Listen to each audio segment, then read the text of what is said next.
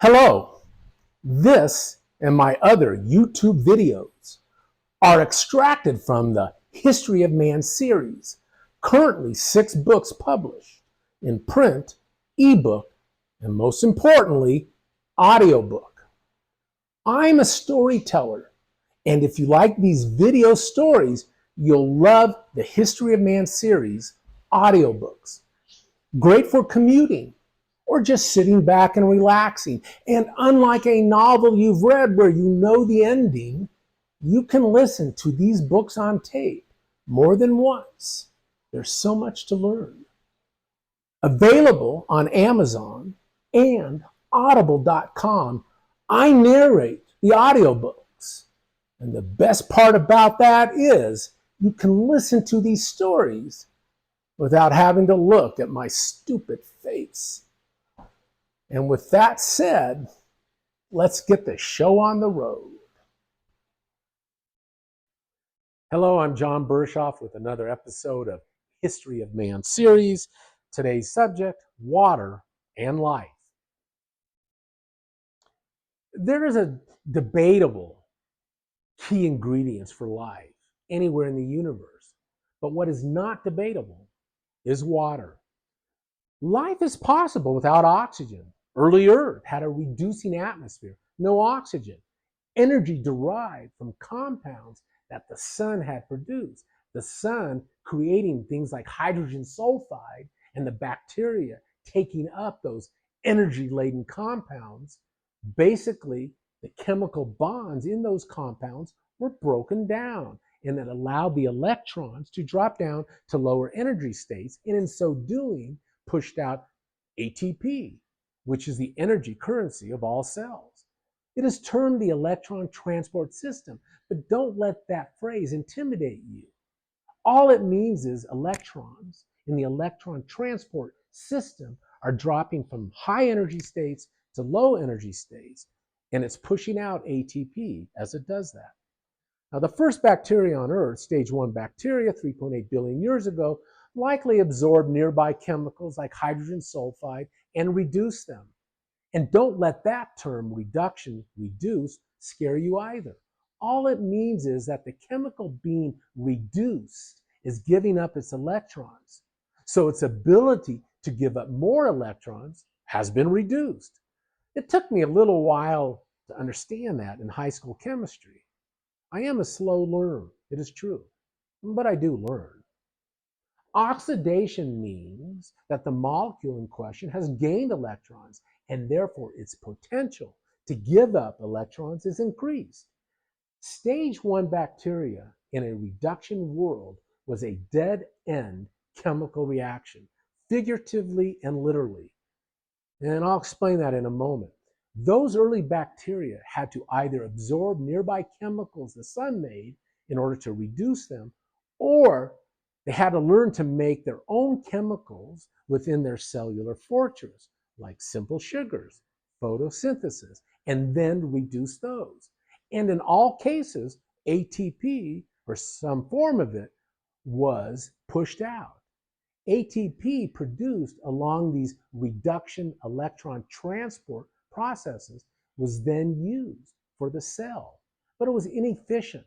Not much ATP is harvested from energy electron-rich chemicals like hydrogen sulfide or pyruvate, glucose, which was made by the photosynthetic process. And the other problem was they were dead-end products, which was usually poisonous to the bacteria, like fermentation or anaerobic respiration produced lactic acid and ethanol, which were poisonous, and these bacteria had to get rid of them.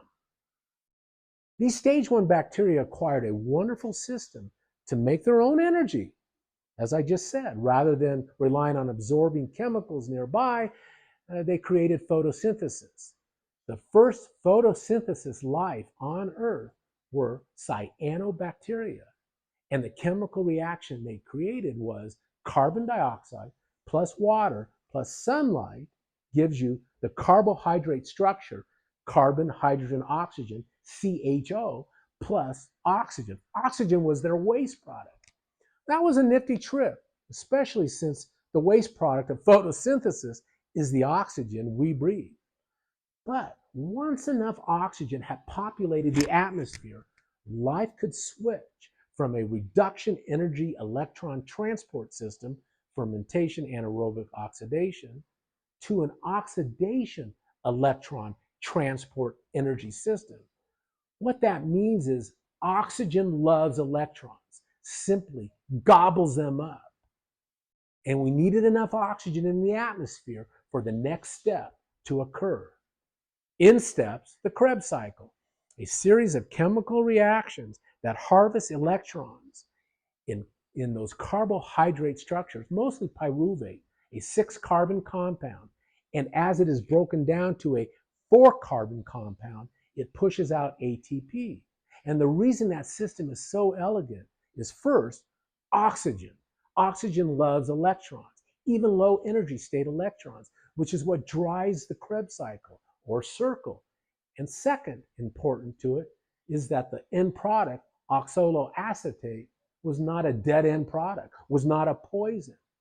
In fact, it was then converted back to citrate or pyruvate to start the cycle over again.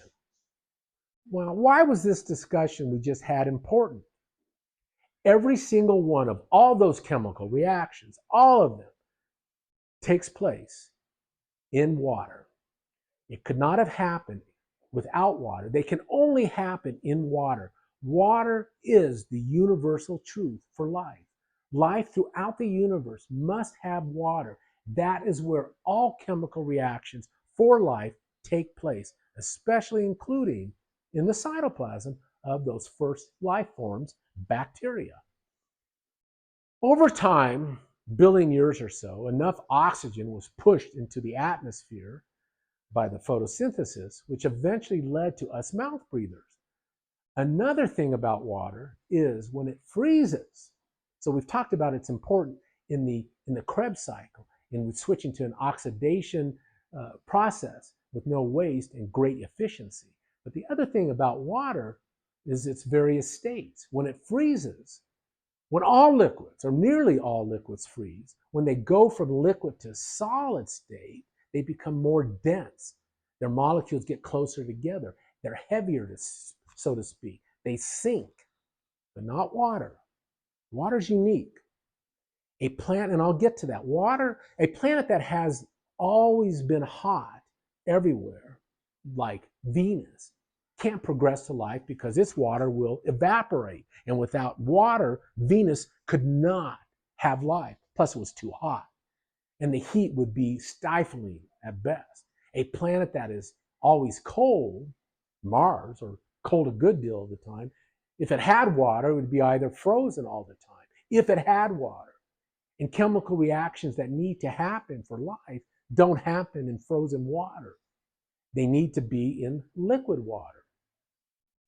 Water becomes, like all fluids, initially becomes denser as it approaches the frozen state.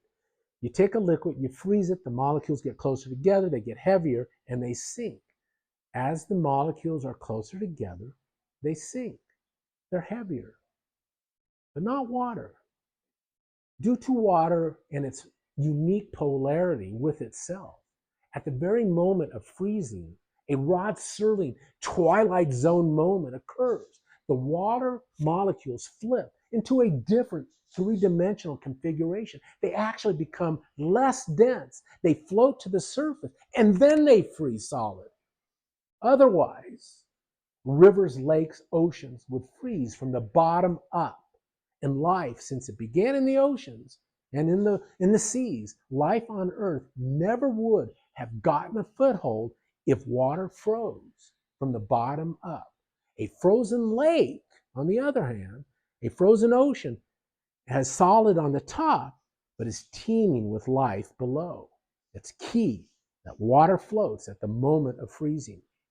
Besides, if a river froze from the bottom up, it might not freeze at all, and it would not give Joni Mitchell the 1971 classic song, River, the "Oh, I wish I had a river I could skate away on."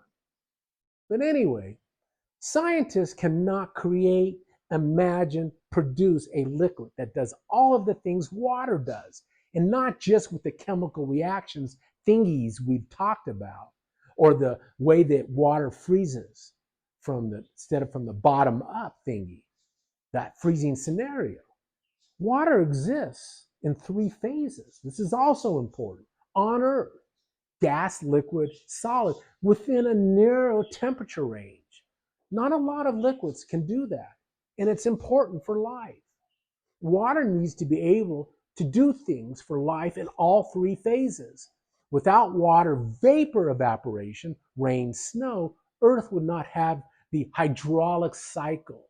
And without that, water cannot reach plants and animals, cannot reach or move about the earth, extract nutrients from rocks, or store water in the frozen state in the ice caps for a rainy day, so to speak. Earth has an abundance of water, grabbed more than its fair share when our planet was forming. Water dissolves, takes into solution everything, especially everything that is needed for life. It is the universal solvent. This is due to its ideal polarity, the HOH bond. The structure, the angle, the charge dissolves nearly everything that's important for life. For life to evolve, enough things that can happen in water and no other solution did happen in water and no other solution. Chemical reactions occur in water, in a liquid, in water. Even if a compound needed for life did not exactly dissolve in water, hydrophobic versus hydrophilic, at least it went into suspension in water. So if it didn't dissolve in water, it went into suspension, helpful for life. Take your morning coffee. You add some sugar plus some cream. The sugar dissolves in water, evenly dispersed with your spoon. It won't settle out, even if you just leave it sit there. However, the cream doesn't dissolve, but goes into a suspension, somewhat evenly dispersed. And before it settles out, suspension reactions needed for life could occur. Water flows, not only useful for surfing crashing waves off Malibu Beach, but for transporting stuff inside a single cell, the cytoplasm, a transporting goods across the cell membrane, both in and out, also requires water. In the cytoplasm, for reactions there, in and out of cells, you need water. As complex cellular life formed on Earth, transporting goodies, first by diffusion, then by vessels, blood vessels, water was there from the beginning. Water cytoplasm allows things to happen inside a cell. Water allows passive transport into and out of cells. When multicellular life organisms form to get things to the far reaches of that organism, blood, which is water, and blood vessels formed, and nothing works better than water. Water's cohesiveness. Water molecules love each other. They're able to reach the tallest trees, even Jack and the Beanstalk type trees. By the way, Jack and the Beanstalk is a 5,000-year-old folk tale. The most famous version was the Joseph Jacobs 1890 version. And there are lessons to be learned in it, I guess. Don't buy things you can't afford. What is yours is yours. What is theirs is theirs. But back to plants and trees, which derive from the first bacteria. That evaporation of the top of a sequoia tree, 325 feet, would not be possible without water. Water evaporates from the leafy parts of a plant and pulls the next water molecule along and the next water molecule all the way down to the roots. Plants and trees don't have a beating heart. They rely on evaporation for their significant transport, and that evaporation occurs because water molecules love each other. Water goes with the flow. There is no other fluid scientists can imagine, even as a thought experiment, that it can accomplish what water accomplishes, and accomplishes it for cellular life to arise on Earth. Throughout the universe, scientists can imagine life without oxygen. They can imagine life without carbon. Perhaps a life form based on silicone, not carbon. But nowhere in the universe, the vastness of the universe, can scientists imagine life without water. I hope you enjoyed this episode of History of Man series. I have books out, 6 so far, more coming. This is the first History of Man series. It's a style of writing, which you just went through, called jumping off, where I have a base subject, medicine and science, but I jump off into other subjects and then come back to the base and jump off and come back to the base. And I jump off into astronomy, art, music, sports, geology. It's not a style of writing for everybody. It's sometimes a difficult style to write, but I'm a storyteller. These books are available in print, e-Kindle, and audiobook. And I'm the one that does the narration for the audiobooks. I hope you enjoyed this episode of Life in Water. I hope you're well. Thank you very much for listening, and you have a good day.